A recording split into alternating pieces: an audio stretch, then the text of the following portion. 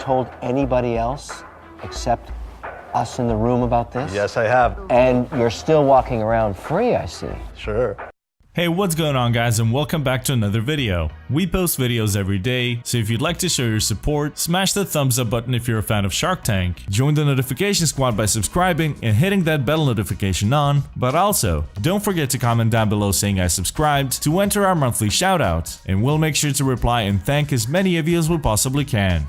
Hope you enjoy the video.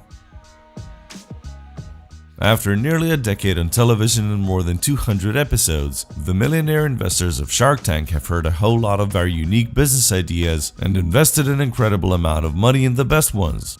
But while most ideas are still fairly normal, there have also been a few pretty unusual ones. From potty training your pet to avoiding unpleasant situations by wearing special underwear, here are the 6 weirdest businesses to ever come on Shark Tank.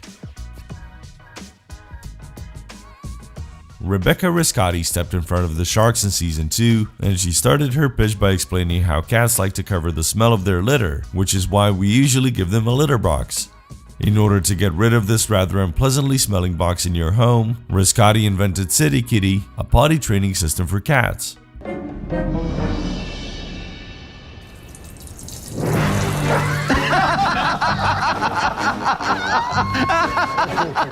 She explained that you basically just need to make the cats understand that water does the job of covering up the smell even better than the sand, and this is where her invention comes in.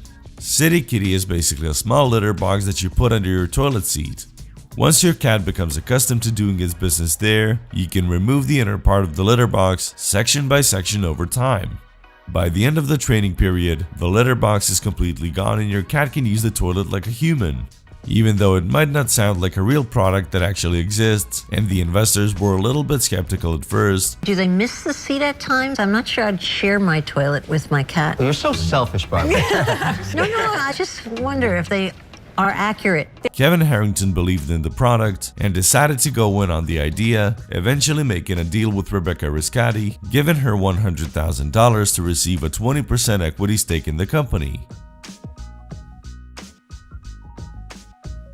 In episode 10 of the very first season of Shark Tank, urologist Dr. Floyd Seskin stepped in front of the sharks to introduce one of the craziest products to ever get a deal on the show, his so-called Euro Club, a fake golf club with a hidden reservoir that you can pee into. He told the sharks that the idea came to him because there are 2 things most of his patients have in common: they like to golf and they need to pee. That's exactly why he invented the Euro Club that allows you to relieve yourself while you're on the golf course, and it even comes with a towel he calls the Privacy Shield. The sharks could hardly stop giggling, and it didn't help when Barbara Corcoran asked if he could get stuck.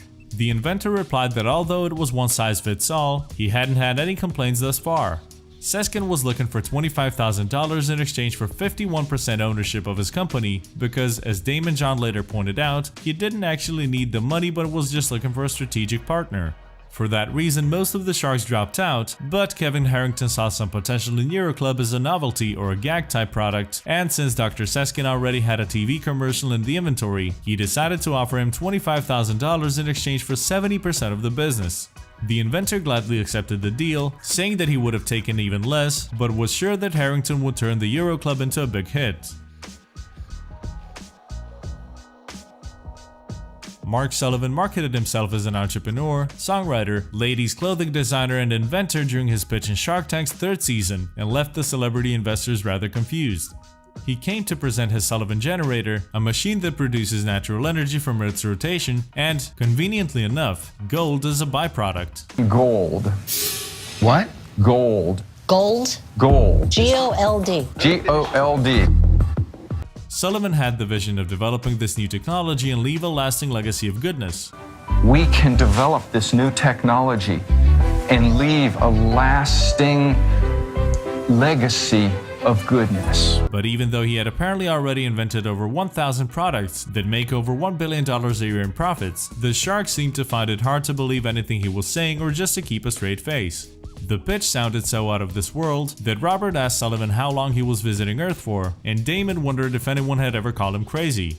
It's a very fine line of being a genius and crazy. I'm just asking you, has anybody ever said to you, you're crazy? Sullivan was not shaken by that, however, and when none of the sharks wanted to give him a deal, he simply stated that they probably just didn't get it. I've won engineering awards. I don't smoke. I don't drink. I'm thinking maybe you should.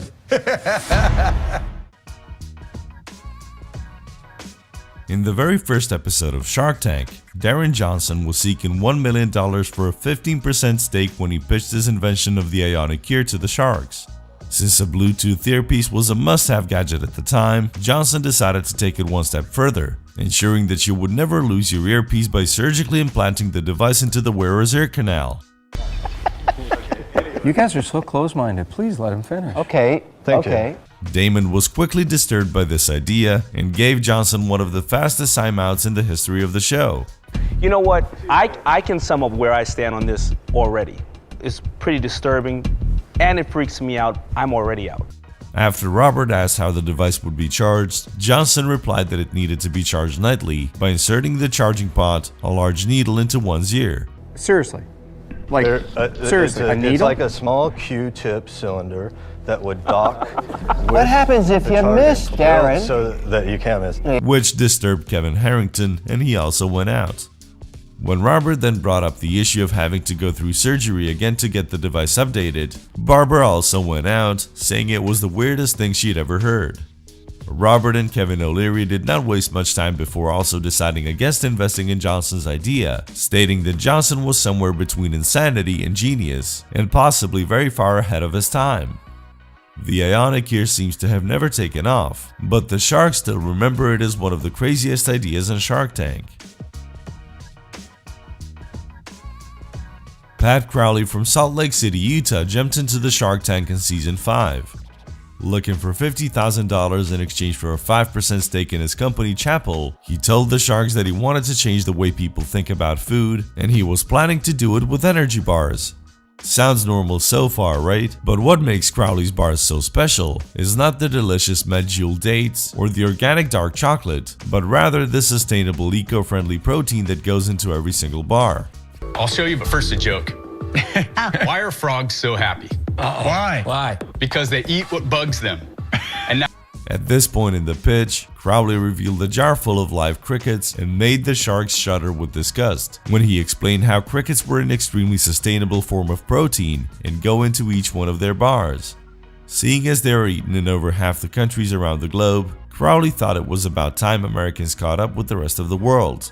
While handing out samples of the Chapel bars, he assured the sharks that they wouldn't find any legs in their bars, since the crickets are added in the form of flour.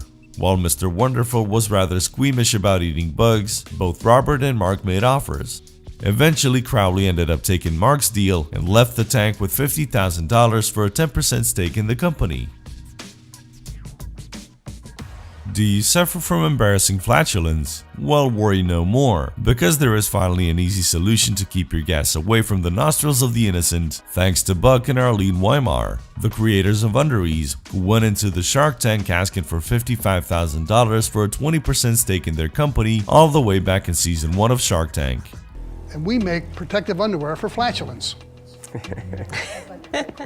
In order to save their 40-year marriage, the couple created stylish and comfy anti-flatulence underwear and had the sharks giggling during their pitch where they described the details of Arlene's Crohn's disease, a type of inflammatory bowel disease that causes excessive bad gas.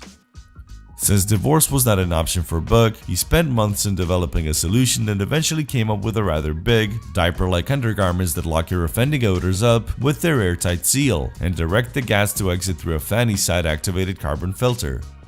The couple had opened their company in 2001, but after asking a few questions regarding their sales, the sharks quickly went out, one after another. The company is still around though, and you can purchase this fashionable underwear as well as replacement filters at undertech.com.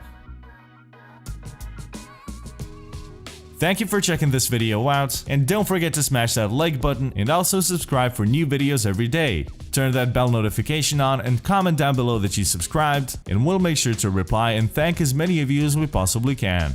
Once again, thank you for watching and see you next time.